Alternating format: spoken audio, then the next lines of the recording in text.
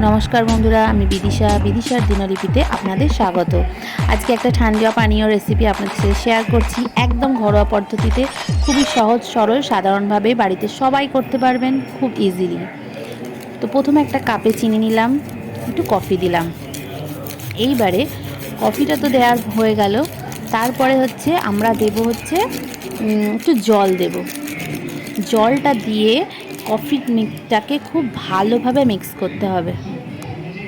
মিক্সিংটা যেন খুব ভালো হয়, ভালোভাবে মিক্স না করলে কিন্তু ওটা ভালোভাবে গুলবে না, যে দুধটা বা যেটা আপনি দেবেন তাতে ভালোভাবে গুলে যাবে না।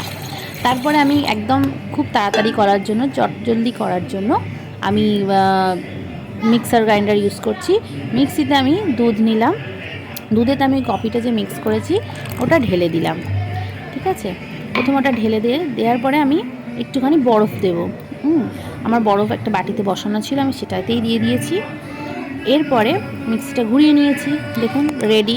এবার আমি গ্লাসে ঢালছি। খুব তাড়াতাড়ি রেডি হয়ে গেল। বলুন কতক্ষণ সময় লাগলো? আমি কিন্তু একটু স্কিপ করিনি, কিচ্ছু করিনি, ঠিক যেমনভাবে বানিয়েছি সেটাই দেখালাম। শুধু মিক্সার গ্রাইন্ডারটা যখন ঘুরিয়েছি তখন আমি ভিডিওটা করতে পারিনি। যাই হোক, এবার আমি গ্লাসে ঢালছি। আর আমার বাড়িতে একটুখানি ভ্যানিলা আইসক্রিম ছিল, তো আরেকটু বেশি টেস্টটাকে এনহ্যান্স করার জন্য আমি একটুখানি ভ্যানিলা আইসক্রিম ওতে অ্যাড করেছি, যাতে টেস্টটা আর একটু ভালো হয়, খেতে ভালো লাগে সেই জন্য।